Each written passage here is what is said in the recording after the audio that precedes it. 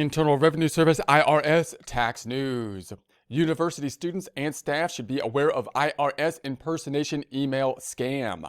IRS Tax Tip 2021-42, April 2nd, 2021. People should be aware of ongoing IRS impersonation scam that appears to target educational institutions, including students and staff who have, quote, .edu, end quote, email addresses. So it looks like a type of phishing scam, I believe, that's going out and they're targeting people that are in educational institutions, and those people typically on their email addresses will have that .edu. I'm not sure exactly why they would be targeting the .edu, but it seems that that is the case. So the suspect emails display the IRS logo and use various subject lines such as, quote, tax refund payment, end quote, or, quote, recalculation of your tax refund payment, end quote. So once again, those types of phishing emails, I'm not sure exactly why they would be targeting simply .edu, because they seem pretty broad type of phishing emails. Like most of the phishing emails, what they have is an element of urgency, and they're impersonating an authority. Of course, the IRS impersonation, and then trying to get people to do stuff quickly in order to get, in this case, it looks like a refund, try to get action taken on a quick basis. So obviously when you get those phishing emails and you start to say, man, I really want to take care of this right now, you probably want to take a step back and then go to the source generally, which would be the IRS website. So if you think there's any legitimacy to it, you don't want to go to the link on the phishing email typically, but go directly to the IRS website, possibly log into your account from there and see if you can get the further information from the source. So it asks people to click a link and submit a form to claim the refund. The scam website requests taxpayers provide their social security number, first name, a last name, date of birth, prior year annual gross income, driver's license number, current address, city, state, U.S. territory, zip code, postal code, electronic filing pin.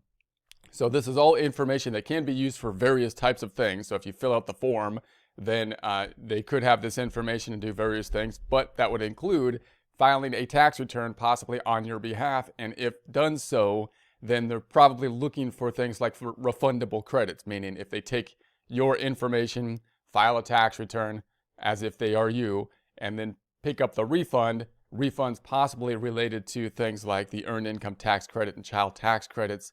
That's one thing that could be a problem if they have this type of information. So taxpayers who believe they have a pending refund can easily check on its status using Where's My Refund tool on IRS.gov. So you could check your refund status by going to the Where's My Refund IRS.gov. So if you already filed the tax return for this year, then you would think that even if you gave them this information, they're not going to basically be able to use that to steal the tax return this year, because you already filed it, and the IRS will not allow two people to file with the same social security number. Although next year, and for any other kind of identity theft kind of stuff, you're going to have to take added precautions at that point in time. If you haven't filed your tax return, then you would think that you might want to take proactive action, which might be including to get a PIN so that they cannot file a tax return before you do, because if they do and then you file, your tax return will be kicked back because someone will already have filed with that social security number and name, and you'll have to go through a different kind of set of problems in order to change that situation. Also note, if you're a student then and your parents are claiming you as a dependent, then of course your social security number and name would be filed when they file the tax return, and it could cause problems there as well, meaning if someone else tries to steal your identity, they file a tax return, then your parents try to file a tax return, and they find that, it gets bounced back because the dependent on the tax return, who was a student, full-time student possibly, they're saying that person possibly already filed. Once again, that could cause the similar kind of problems. So here are a few things people can do if they believe they are a target of the scam. Report the scam. People who receive this scam email should not click on the link in the email and report it to the IRS. For security reasons, they should save the email using Save As and then send that attachment to phishing@irs.gov, or forward the email as an attachment to phishing@irs.gov. So obviously the IRS wants this information, or I hope they want it so they can kind of go after these people and figure out what's going on. That's probably not going to solve your particular situation if they have your information, if you filled out the form or whatnot. But that's going to help people in the future as the IRS gathers the information and can get better at going after these type of things. So get an identity protection pin. So this would be more on your side of things, something you could do to protect yourself after this point in time. Taxpayers who believe they may have provided identity thieves with their personal information should consider immediately obtaining an identity protection pin, PIN. This is the verification code that can be used as a proactive tool to stop someone else from filing your tax return even though they have all of your information. It's basically like another kind of social security number, except the PIN will change each year. And so someone will not be able to file a tax return unless they have both the social security number and the PIN type of number.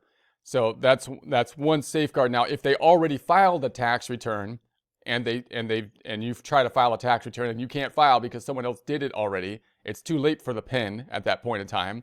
You might be assigned a PIN for next year, but you're going to have to go through another process to make sure to try to tell the IRS, look, someone filed fraudulently, and I need to refile, and then you might get a PIN for the following year. But if they haven't yet, if they have your information because they did the phishing thing, but they haven't yet used it to file a tax return fraudulently, that's one area where you can be proactive by signing up for the identity protection PIN at that point. This is a voluntary opt-in program. An IP PIN is a 6-digit number that helps prevent identity thieves from filing fraudulent tax returns in the victim's name. Report identity theft. Taxpayers who attempt to e-file their tax return and find it rejected because a return with their SSN, Social Security number, has been filed should file a Form 14039 Identity Theft Affidavit to report themselves as a possible identity theft victim. Now note, this Form 14039 Identity Theft Affidavit, you might think, hey, look, if I'm subject to this phishing email scam and I basically gave them all my information for the phishing email because they impersonated being the IRS and whatnot, you might think at that point that you should be filing a Form 14039 Identity Theft Affidavit to the IRS to report the problem. But that's not really what this form is for. That's what this email is for. So it doesn't sound like it. Like the email doesn't seem as satisfying. It doesn't seem like, well, they're taking action on my personal case over here, because they're probably not, right? If someone sends you a phishing email, you could send the phishing email to the IRS, and they're going to compile all that information and hopefully then be able to go after the individuals. But it might not affect you kind of personally at that point in time. But that's what you want to do. If they haven't yet stolen your identity, you can give them that information.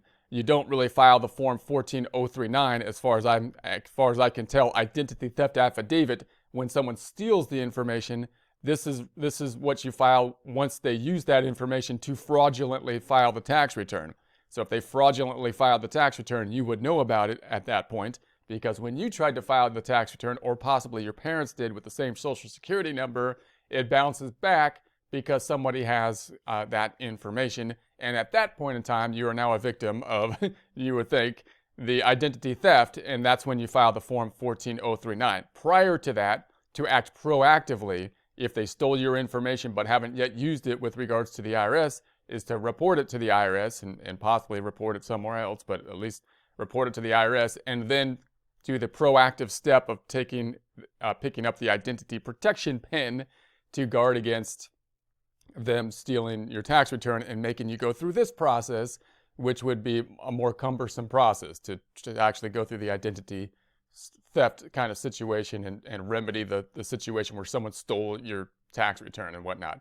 So that would be to report themselves as a possible identity theft. You could see Identity Theft Central to learn about signs of identity theft and actions to take. So again, if they've got your information and you're more concerned, these are kind of like the basic types of things. These are with regards to the IRS. So you might want to look at some more information, say, what can I do if my information is now out there, with these people that clearly want to do malicious things with it? What do I do? You could go to the Identity Theft Central and hopefully get started there to see how you can take proactive steps from that point. Some more information reporting phishing and online scams and video avoid phishing scams. There's links to those items here, and there'll be a link to this in the description.